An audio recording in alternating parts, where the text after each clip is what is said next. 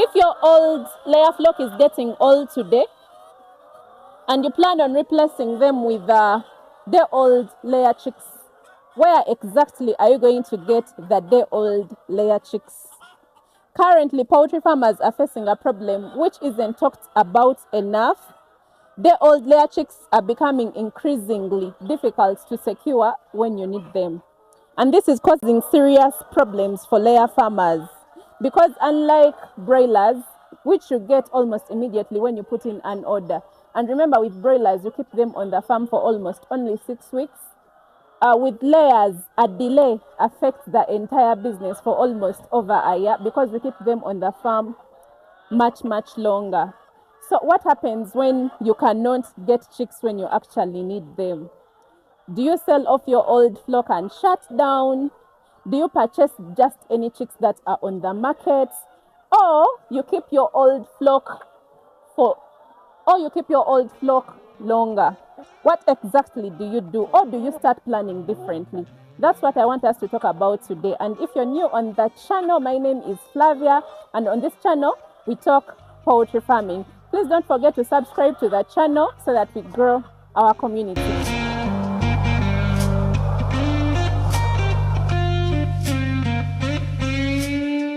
Morning comes too early, hands already warm, working for a better day, trying to keep me warm.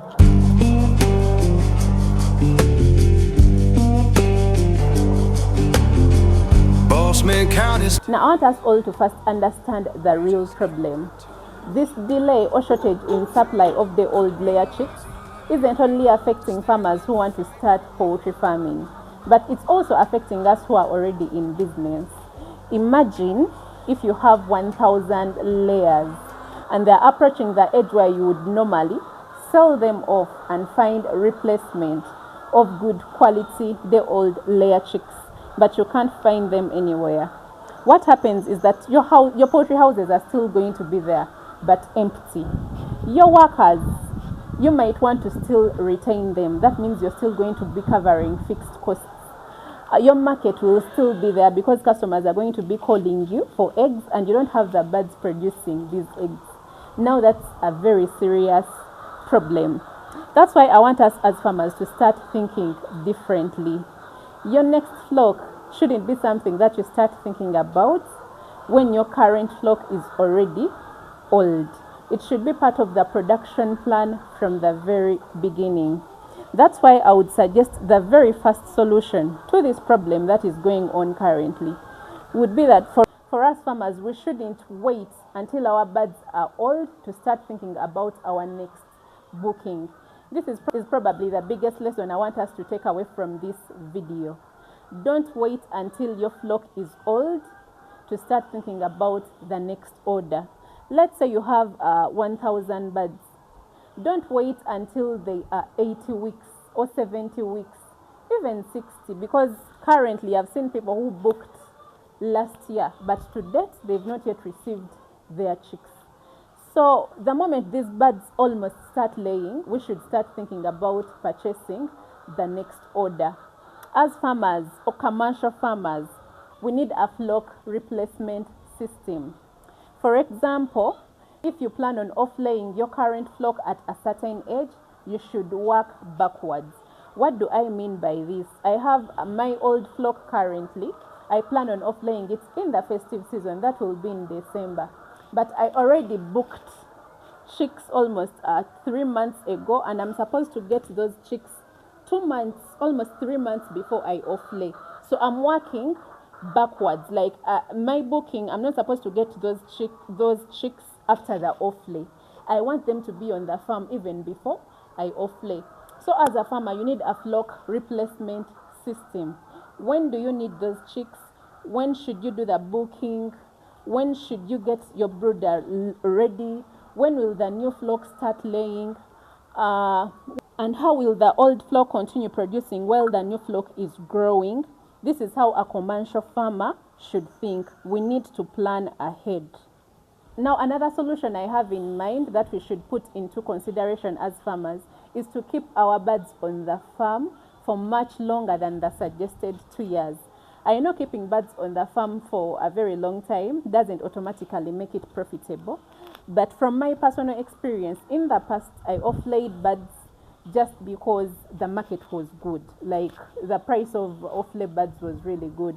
Then I off-laid because I wanted space. I had already done a booking. But if I'm to evaluate the production, those birds were still able to, to lay very well. Maybe I was not getting a lot from them, but at least they helped me sustain the market.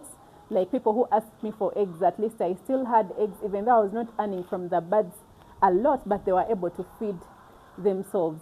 So keeping birds on the farm for a very long time is not something you should do blindly, but in this current situation, it's something we should put into consideration. However, if you decide to keep the birds on the farm for a very long time, these are some of the things that I want you to consider. The egg production. Don't just look at the eggs, but calculate your production percentage. Then the feed consumption. How much feed are these birds eating? And then the costs of production. This is extremely important because feed is one of the biggest expenses on the farm.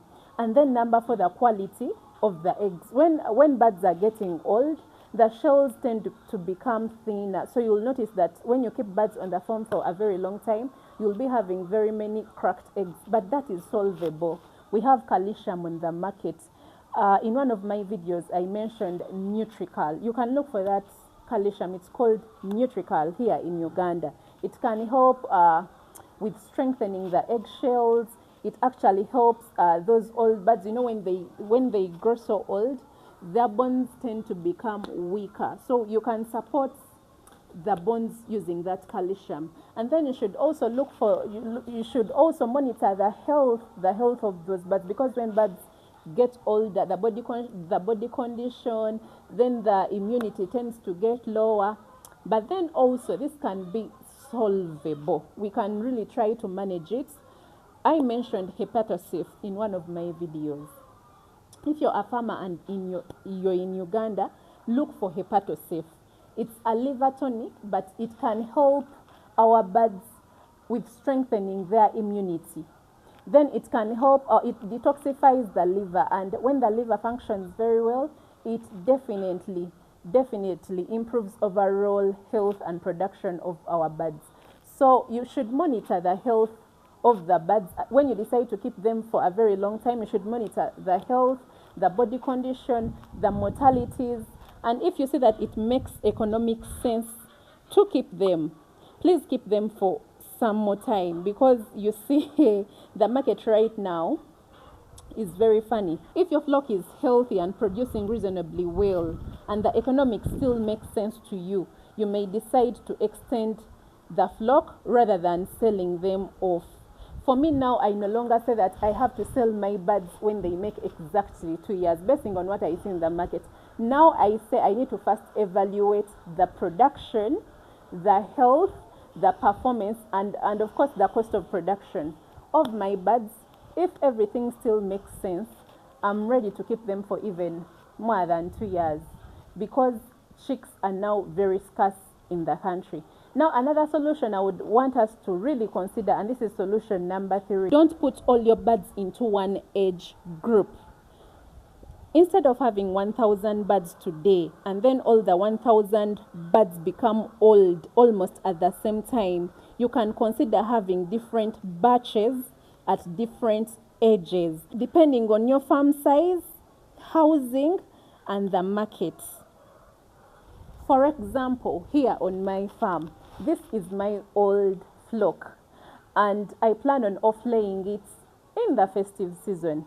But I already have I have a young flock which is started laying in June of this year, and then I already did a booking for chicks which I'm supposed to get around probably in the next 2 months if everything goes well. So I would advise farmers to start staggering your flock. Don't have just one flock in the same age group, because if anything happens and you sell them off at once, it means you're going to be left with nothing. You're not going to be in the market for all that period as you wait. But if you stagger your flocks, yes, Yes, your capacity in the market might reduce, but you will still be in the market, and that's the most important thing. Another solution we should really start working on as farmers is booking those chicks early, because this is a mistake very many farmers are making. They start thinking about chicks only when they are ready to brood, and this is very wrong.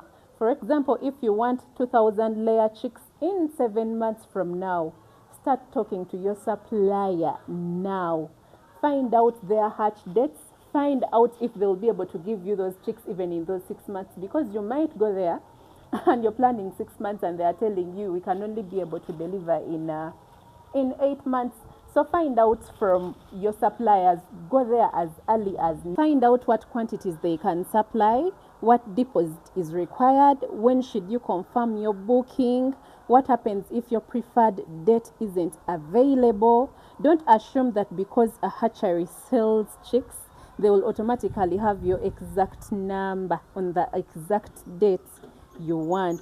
Current suppliers are stating themselves that availability depends on demand and supply. And if you're buying from a reputable distributor or hatchery, please build that relationship with them. I remember going to the hatchery where I did my recent booking for the chicks, and reaching the receptionist, telling her I'll be needing chicks in the next 6 months. She told me, Flavia, honestly speaking, I won't be able to get you chicks in the next 6 months. The line is really full. However, I can connect you to a distributor of this same hatchery, because for them they always take bookings from hatcheries, but they don't have customers to cover the numbers of the bookings they've made. So this distributor has an earlier date. If I connect you to him, he will be able to get you the chicks in 6 months. Now, if I hadn't built a relationship with this hatchery, I wouldn't know of this information. Of course, she would just take the money and I'll sit back and wait, and after 6 months, nothing. So build a relationship with the hatchery or the distributor, and always find a reason to call them. Now, the distributor they gave me, I'm always finding reasons to call him, even when I don't have nothing really to tell him. But I just want him to remember me, to know that there is a lady who booked chicks and she wants them on this date. Then also, again, you need to have a backup plan. Don't only rely on only one distributor or one hatchery. Have a backup plan just in case, because you're in business, just in case this delay is going to take a very, very long time. At least you know you have a contact of a different hatchery or distributor you're going to talk to, and they give you maybe a nearer date. Now, this is also very important, especially for beginner farmers. Please don't compromise on the chick quality just because you are desperate. When chicks are scarce, we tend to make very bad mistakes. You find a distributor distributing 10,000 chicks, but they don't know the breed of the chicks they are distributing. They don't know if these chicks got their first vaccine at the hatchery. They don't have a proper vaccination guide for these chicks. But just because you are desperate, you end up taking them. This also goes both ways to farmers who are already in business. The flock replacement is also very, very important.